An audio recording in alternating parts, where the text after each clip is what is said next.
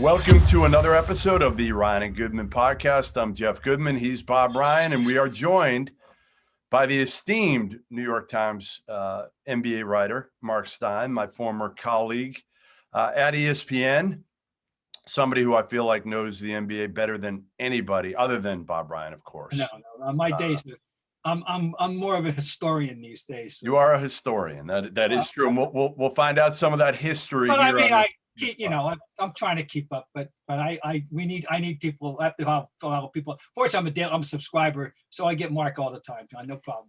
Steinline. Follow him at the Steinline on Twitter. Always a good follow. And also a Cal State Fullerton grad. I'm sorry, your Titans are not very good this year, Mark, but there's always hope. There's always hope. If you want to, well, first of all, I really want to hear Bob's stories. I don't want to tell my dumb stories. I'd much rather hear his. But just to give you one very quick college basketball story for you. The last time I was at a Fullerton game, they actually took me with them to Pauley, and we won at Pauley for only the second time, and that was an incredible day. A few months before this horrible pandemic shut us all down, but in December of 19, I actually got to go with the team on the team bus. That's cool. They treated me like part of the coaching staff and got to be on the bench for. I am 1-0 at Pauley Pavilion. Very good. Very good. I have never been to a Titans game, but I have been to the Anteaters. So, I'm sorry. So I'm going to have to put the Titans on my gym bucket list, which stands at 201 right now, though Jeff disputes it. I do. Disputes my tally.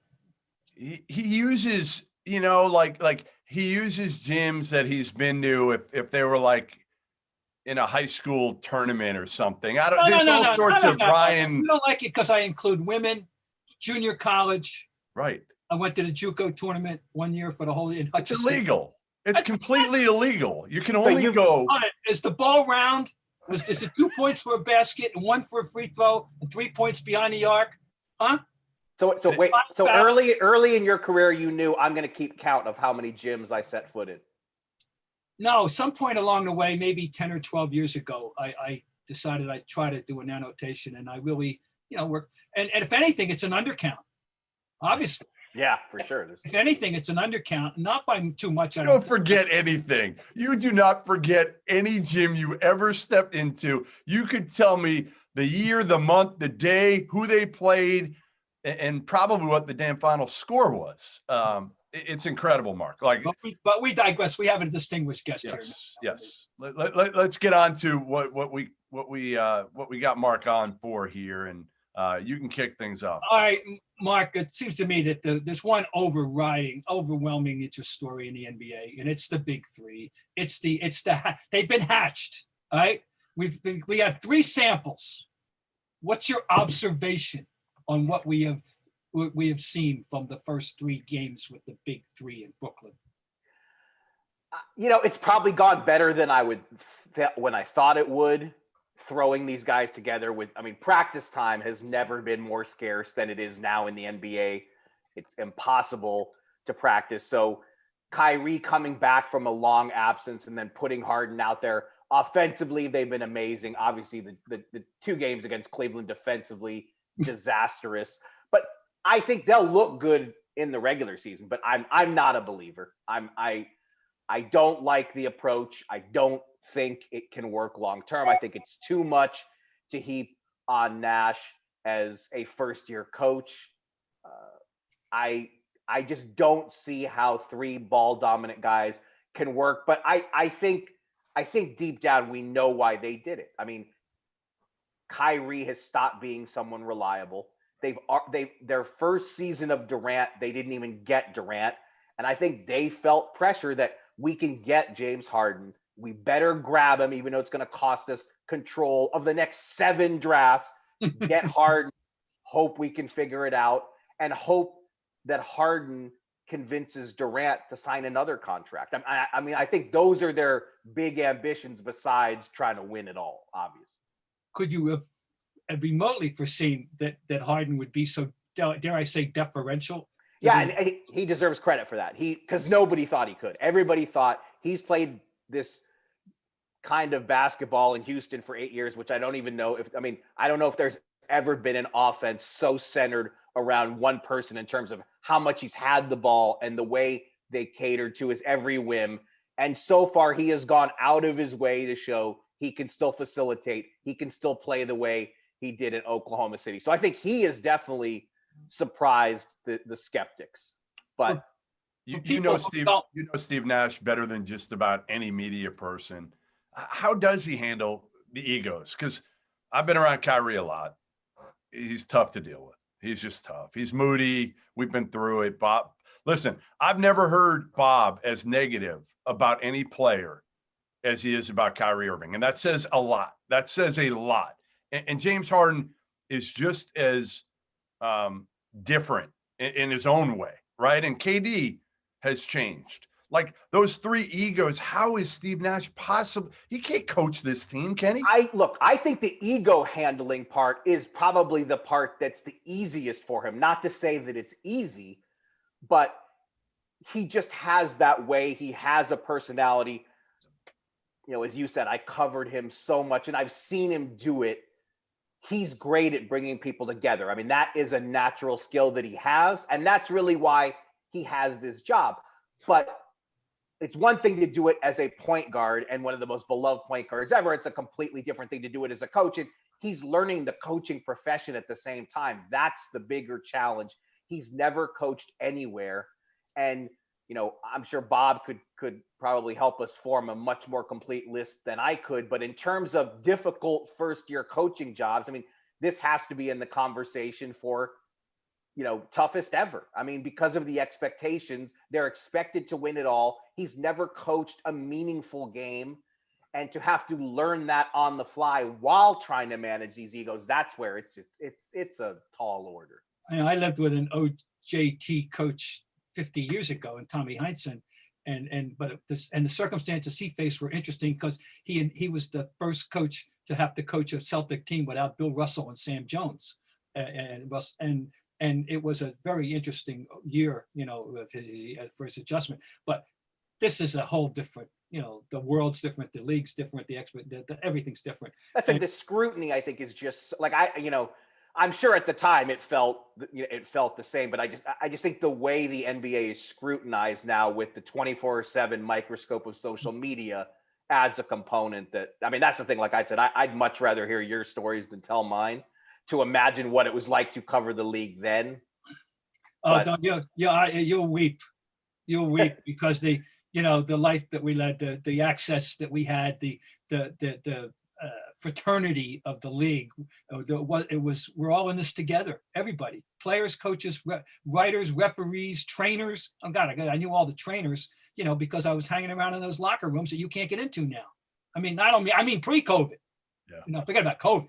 Yeah. But anyway, yeah. But the circumstance I described to you, Mark, there were no expectations of greatness. Everyone knew it was going to be a transition year. So, you know, he had a honeymoon there. Tommy did. I would just guess though that, because I think that's a great comparison that most people wouldn't even cite because they don't remember Tommy Heinsohn coaching. They only remember Tommy as a broadcaster. But I would have thought the buy-in Tommy had from those players, having played there for so long, like, you know, today, these guys, they drop on a coach so quick. I mean, that's the thing. When things start going bad, will Steve Nash have that buy-in from these guys?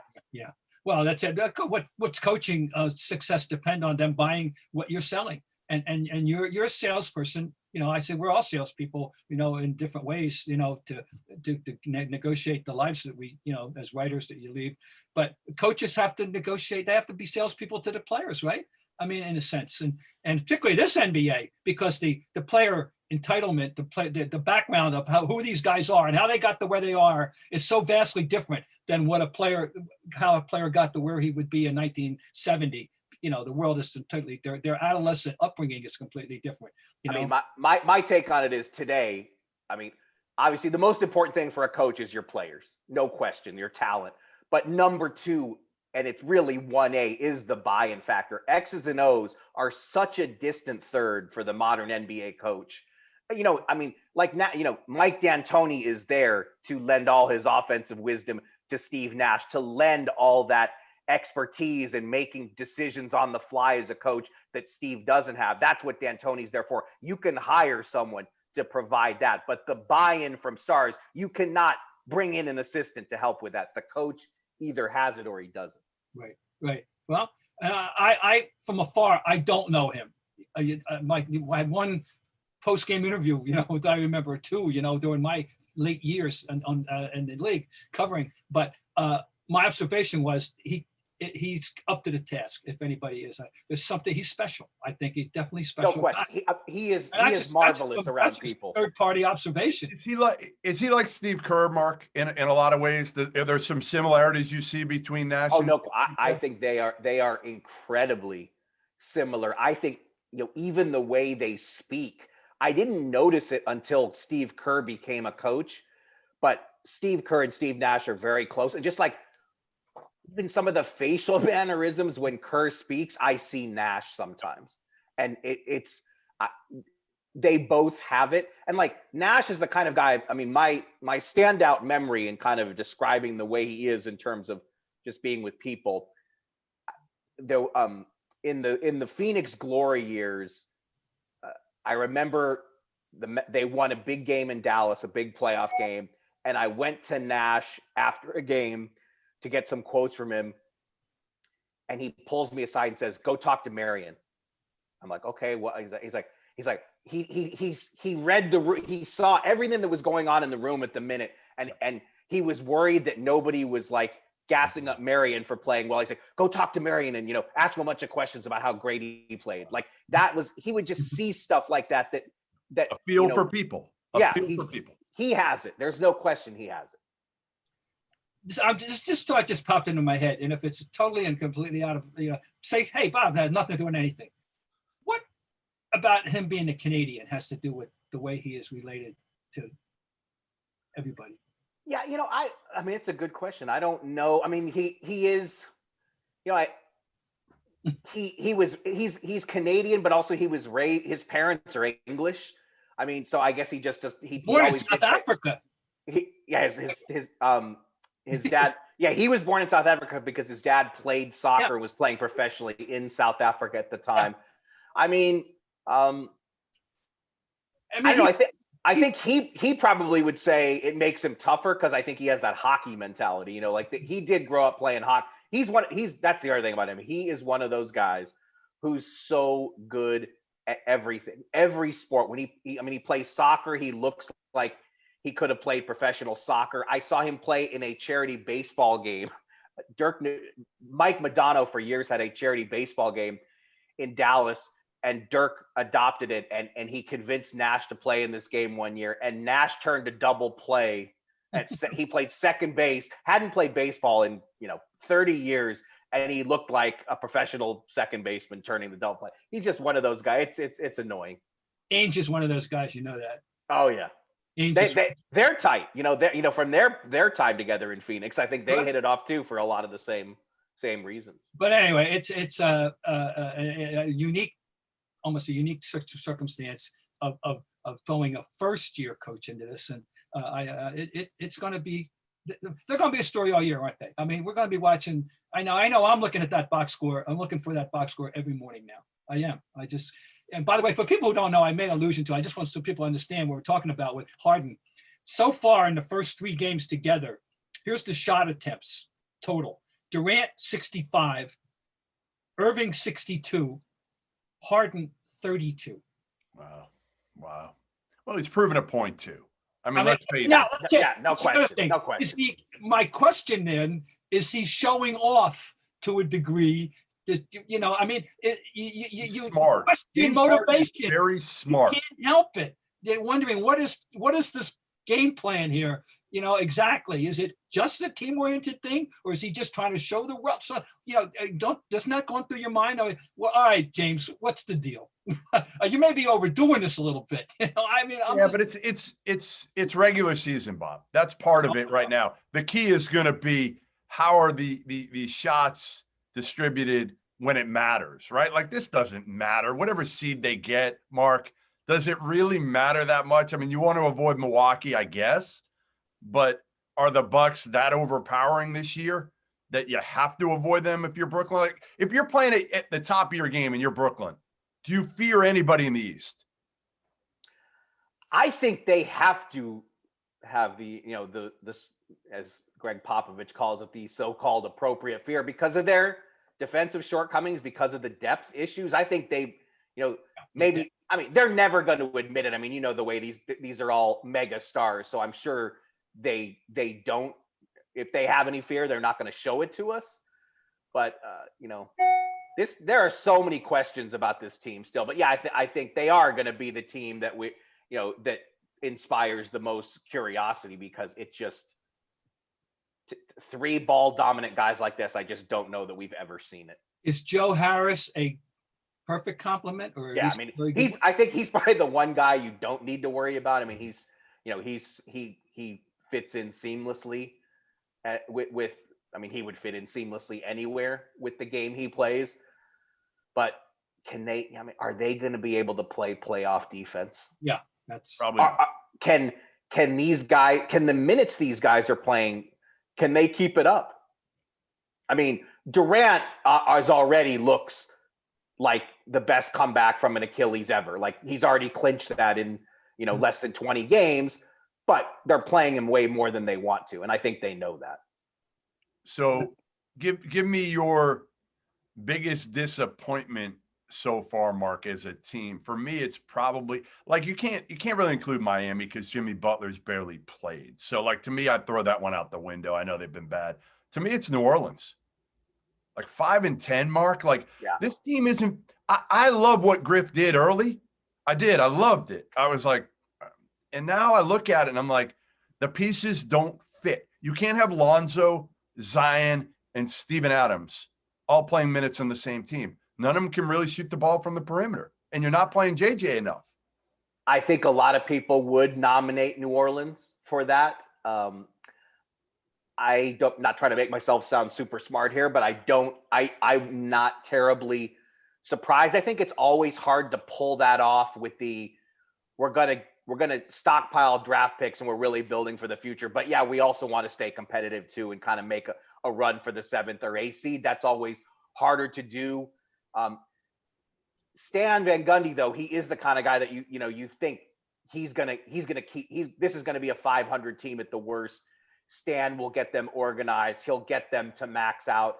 But they're doing it in what is now considered such an untraditional way, when you have Zion and Steven Adams, going super big when everybody is going the other way. Lonzo Ball has just not. I mean, he's not come anywhere close to what shocks me, Mark. What they thought he it has shocked me. I thought he'd be way better. I did. I thought he'd be way better than he is.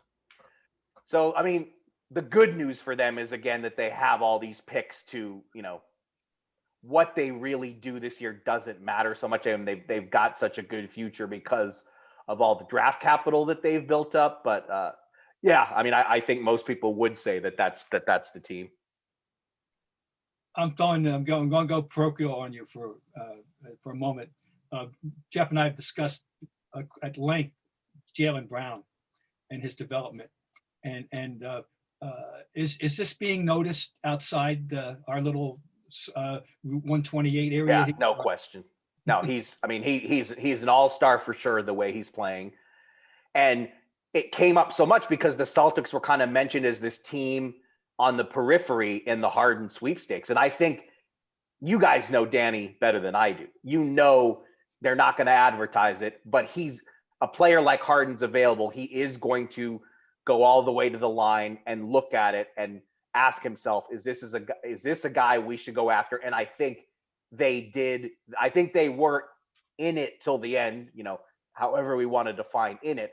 But you're obviously not trading Tatum. And I think Brown is the same way. I think Jaylen Brown has elevated himself to the point that if you're the Celtics, you do not trade Jaylen Brown, who is developing on this amazing curve, for a question mark in James Harden, when you don't know how willing he would be to be in Boston and how he would embrace that situation. So, I mean, it's been a huge boost to the Celtics to see what he's become. I mean, they have a lot of question marks, but they have two undeniably sensational cornerstone players.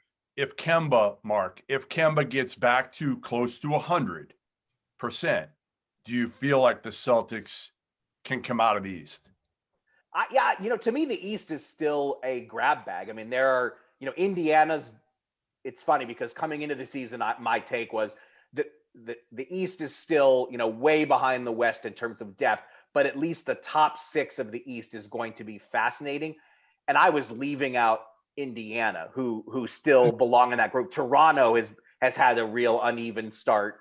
So, they've got to kind of prove that they're still part of that mix. But I mean, nobody's running away with the East. And depending on how the matchups go, depending on how these teams develop in an absolutely bizarre season, I wouldn't pick the Celtics right now, but I certainly wouldn't rule it out. I mean, I still think, Brooklyn, Milwaukee, and Philly are the top 3, but nobody's running away with the East right now. Mark, the Celtics became the latest team this year, the other night, to score 140. We've had games where teams have scored 140, each of them without overtimes. The scoring is up in a just an amazing way. Okay, the joking theory is nobody wants to guard anybody because of COVID, But seriously, is there any discussion or buzz around the league about this, or what is exactly going on? Are people just saying screw defense? What is going on? Well, I think one of the other stats that's making the rounds is, half the teams in the league now, 40% of their shots are from 3.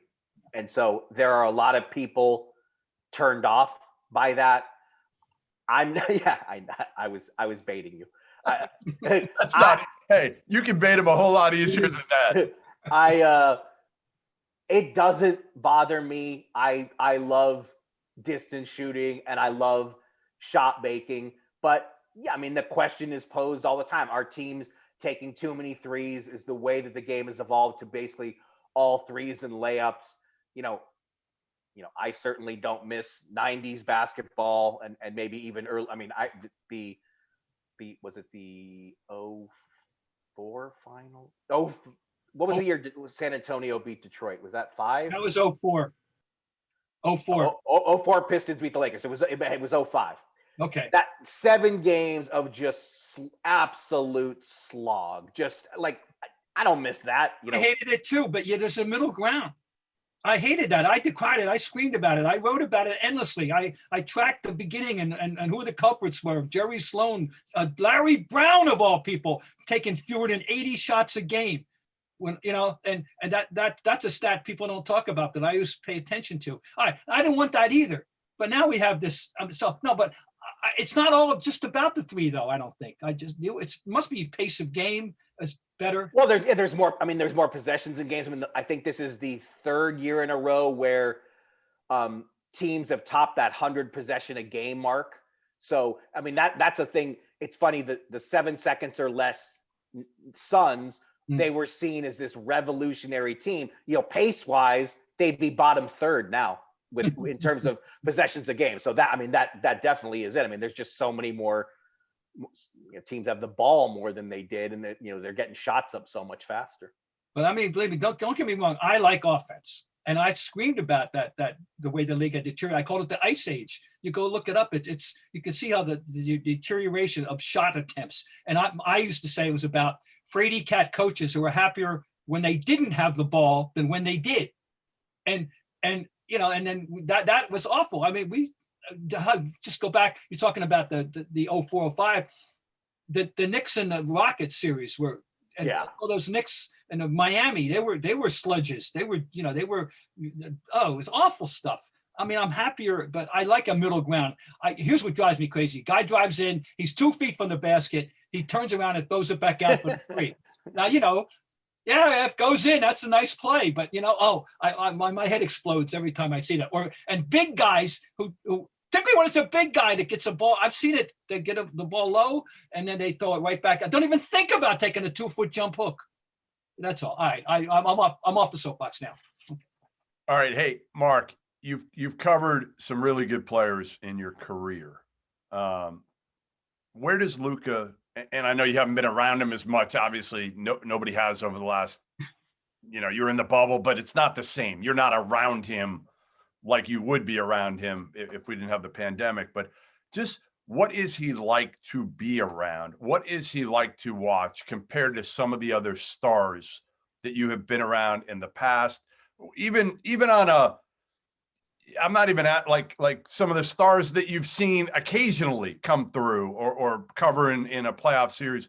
Describe Luka to us. It's super fun to watch him. And I think for me, just probably my favorite thing in the game is passing. And just he's such a great passer and an entertaining passer. You know, obviously I didn't get to even really, you know, I've seen clips, but I never was around a Maravich. But, you know, he is a showman and an entertainer. And look, there's things he's got to work on. I mean, fourth quarter shot selection is an area that he needs to improve. You know, I think he gets engaged with the refs, you know, probably more than the Mavs would like him to. But look, you know me, because of covering Dirk for so long and because of my, you know, all my ties to Israel, and, you know, the story that kind of got me in the NBA was covering Vlade Divac when the Lakers drafted him. I was still in college, but my first kind of NBA break was being able to cover Summer League in 1989. I think Bob would back me up. In those days, you know, the beat writers didn't cover Summer League. Summer League was not the institution it is today. So I'm working at the Orange County Register. The Lakers writer, Don Greenberg, who Bob will remember, Earl Bloom, you know, these guys, they would go to June every year because the Lakers were in the finals every year. These guys didn't want to go to Summer League. So Summer League was up for grabs. And in 1989, Robin Romano was an assistant editor and someone with Boston ties, who I also think Bob knows.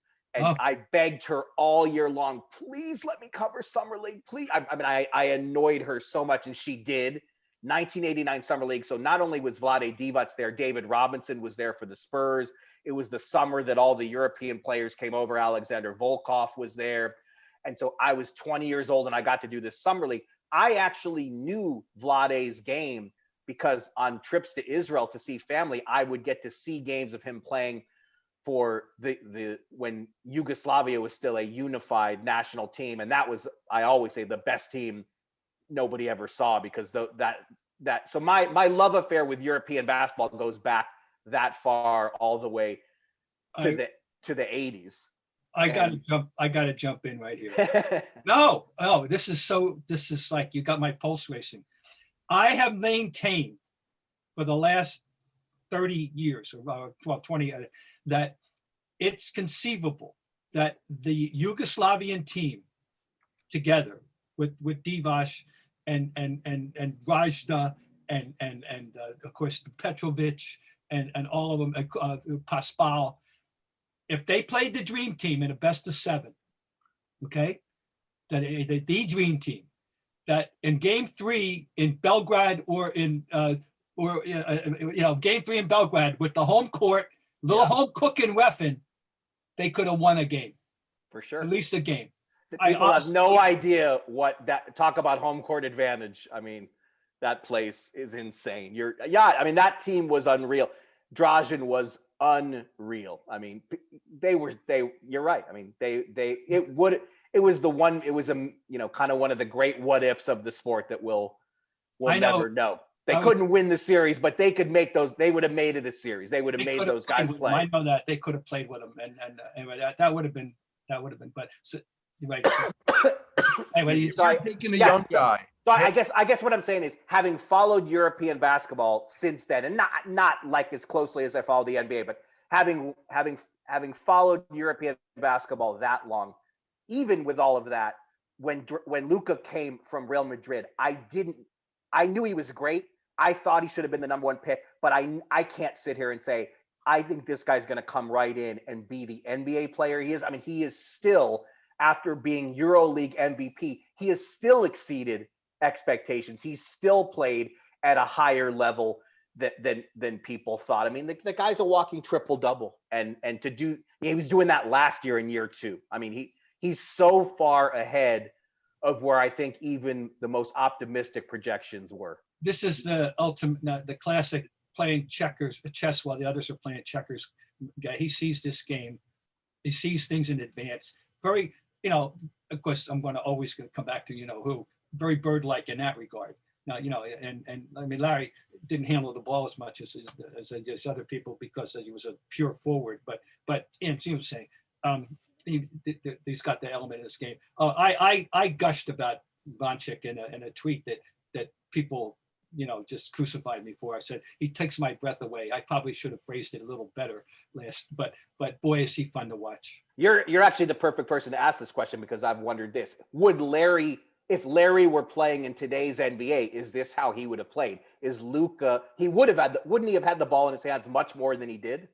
I think they probably would have done that. But I mean, I don't know if he would have been real comfortable with that way, he was, but he could adjust to anything. The thing I think most about Larry playing in today's game is, instead of taking 2 or 3 3-pointers a game, like, he'd be doing what everybody else would be doing, be taking 7 or 8 or whatever the hell or more, and he was the original 3-point king, as we well know. Literally 3 years in a row he won the 3-point contest. I mean, would he be better as a big 1 or a small 5? I mean, he could do both, obviously. I mean, that's he probably big 1, but but he was just a player, a great player. But I always say, think about Larry, and when you talk about the great passers, and of course I always say the 2 best passing forwards, LeBron and him.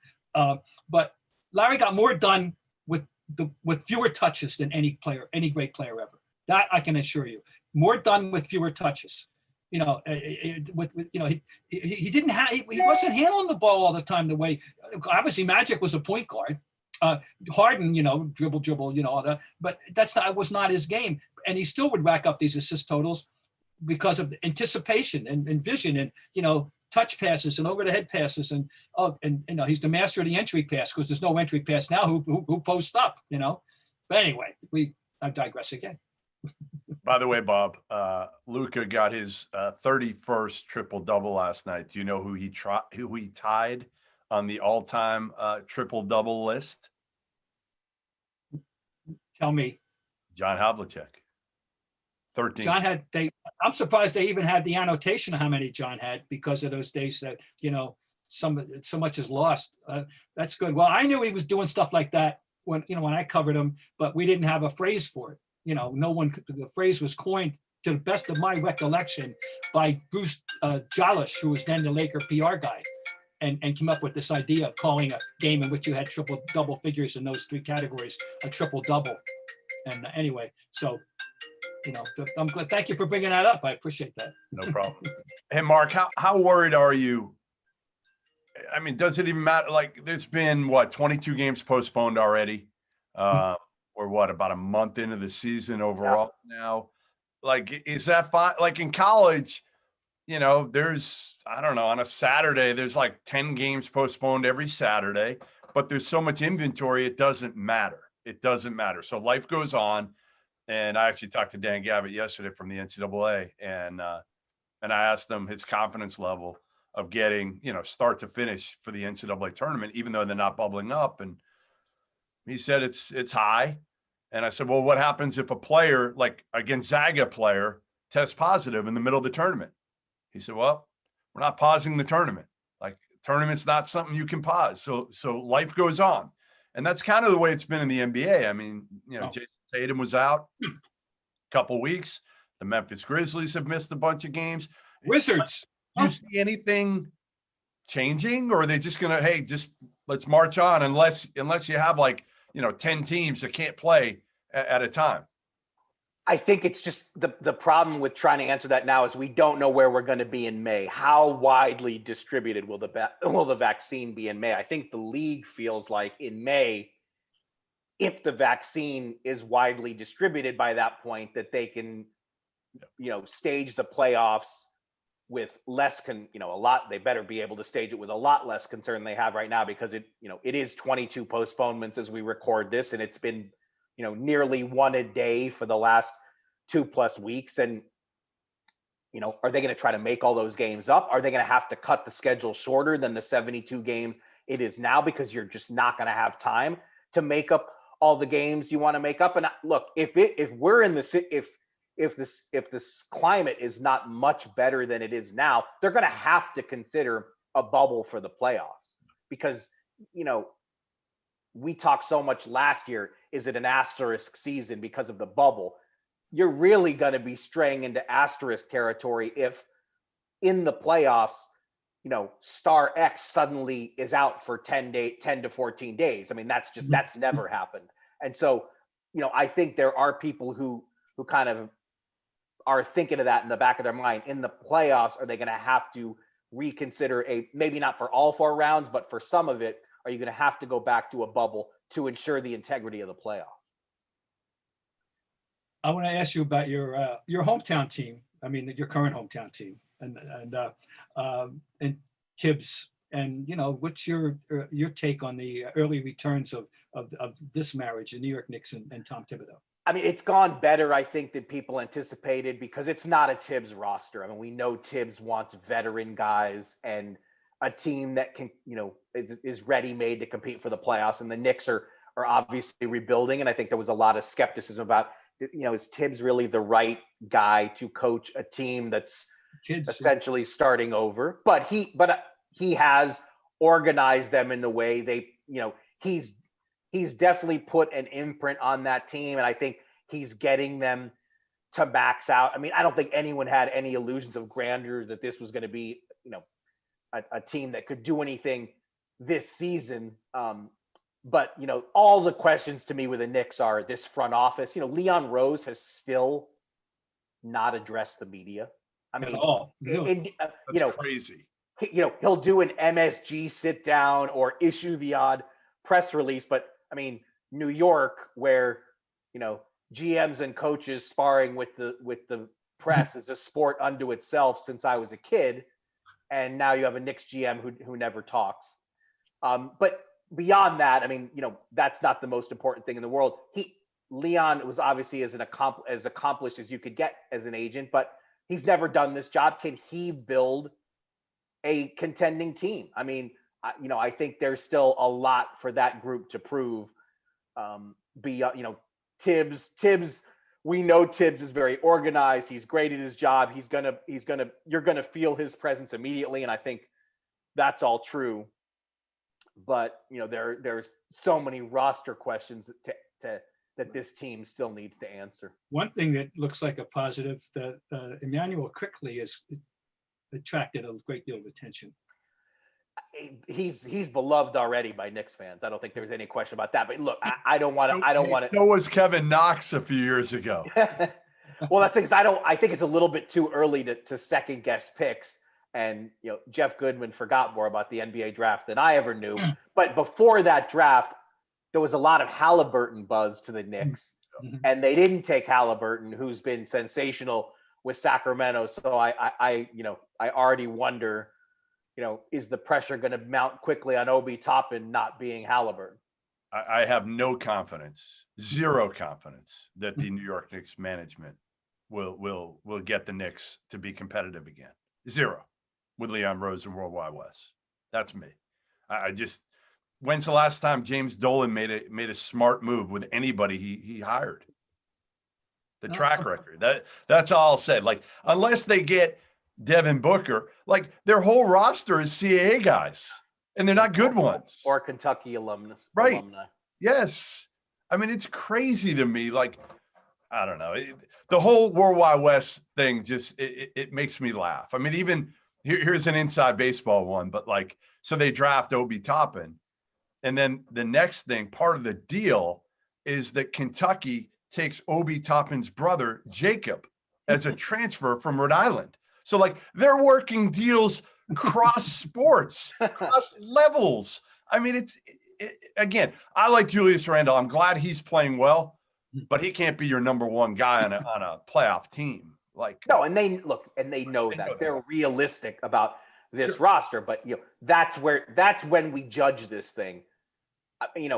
Tom Thibodeau is going to bring a level of gravitas and coaching nous to the deal, and it's going to be a well-run NBA team, but they've got to upgrade the roster, and that's not on Tom Thibodeau. Mark, they should have traded Mitchell Robinson after last year because he had value, and to me, the more people see, it's empty numbers. It's empty numbers. Somebody's got to put up numbers on shitty teams. And like Mitchell Robinson's fine. And he's now being tutored by Nerlens Noel. Like, what are we doing here? What are we doing? I mean, it just, again, poor decision after poor decision from Leon Rose and World Wide West. And the problem is they're winning too many games right now. They're winning too many games. They need to suck this year because this year's draft is loaded at the top. Like, if you can get in the top 3, maybe even 5 of this year's draft, you got a chance to get, I'm not going to say an all-star, but like a guy that's got that type of potential. Well, they definitely hired the wrong coach then, if that's the strategy. It is. Because they will not, Tom Thibodeau teams will not be laying down and losing games. All right. Well, listen, we know you've got plenty on your plate today. The 1-year anniversary of Kobe was yesterday. That's today, 26. It is today. It is today. Is it? We'll kind of let you go on this. I mean, it seems like I was down at I surprised my parents last year. They were in Florida and surprised them and was down in Florida just hanging out with them for a couple days, stole a couple days during the college basketball season when it happened. And it seems like years ago now. It seems like it does not seem like a year ago. It seems like more than that. Well, it's pre-COVID, and that has just changed our entire feel for everything in life, you know. Where were you, Mark? I was actually home, and my youngest son, I actually had just finished pinch coaching his he was on a club soccer team, and they had an indoor game, and I stepped in for the coach that morning. So I had just coached him. My wife was the team manager, and so came home and got that news, and I will never forget that feeling. And like a lot of people, I think all around the league, people, you still can't believe it. A year later, it still just does not compute. It has not sunk in. I mean, this guy was such a mammoth presence. I was a Laker beat writer when they drafted him. And that's the thing, he was 17 when the Lakers drafted him. And so the young Kobe is what always sticks with me most. Having been there when he just got there, and I was 24 when I started covering the league. I was only 27, so Kobe was the first player I ever covered in the NBA that I was actually 10 years older than. I mean, he really was such a kid, and just to think that there were 3 teenage girls on that helicopter, and that's the part that I can't shake that. I can't. Was there a Kobe story before we let you go? Was there one? I'm sure you've written about it, but to hear you talk about, was there one moment that you'll always remember? I mean, as a player, from his very first press conference, from his very first summer league game, there has never been someone more confident and more certain that he was going to be an all-time great than Kobe Bryant. And from age 17, he believed he was destined to be, every ounce the player that he became. I mean, selfishly speaking, what was huge for me, I actually so I was the Laker beat writer for the LA Daily News, and the Kobe's first season was also Shaq's first season. By the end of that regular season, I got the job offer to go to Dallas to the Morning News. And in those days, the Dallas Morning News was just a titanic newspaper. I mean, it was massive. The way they covered sports, Dave Smith, the editor, actually came from the Boston Globe, so Bob knows him well. I mean, the Morning News was just, on Sundays, their sports section would be 2 or 3 separate sections. I mean, I had to take the job, and everybody with the Lakers thought I was nuts. They're like, you are leaving the Laker beat to cover the Dallas Mavericks, who at the time were the NBA laughingstock. And I said, no, I'm leaving the LA Daily News to go to the Lakers of newspapers. That's how good Dallas Morning News was. But just having covered Kobe those first 9 months of his career, I actually left and had to take the job before the playoffs even started. So April 97, I go to Dallas. But from that first 9 months, Kobe never forgot that I was there from the beginning, and he always made time for me when I saw in the next 20 odd years. And so for me, I always greatly appreciated that just having been, I was there enough at the beginning that he remembered that. And when he would come to Dallas, I would always get, a few one-on-one minutes with him, which, now doesn't even it was hard to make it happen then. It's near impossible, now. No, I still, I marvel whenever I see Bob and I think of the Paul Westphal finals story. I don't know if any of us will ever be topping that one. Well, we appreciate you coming on. The final question, and it's a one-word question. The last name of the greatest Cal State Fullerton basketball player in Titans history is who? And don't give me a long. I just want one name. Come on. Wood Sabalos. You can't do that. Well, you can, because as a collegian, Leon Wood was the best. Sabalos. But as an NBA, but said had a better NBA career. So how do you Brown had the best overseas career. So. How do you split that? There you go. Thanks for joining us, Mark. We appreciate it, man. Be good and try to enjoy a little bit of time off this week if you can. Thanks, guys. My pleasure. Thanks, Mark. Take care, man. Thank you. Thanks, guys. Be Really well. appreciate it.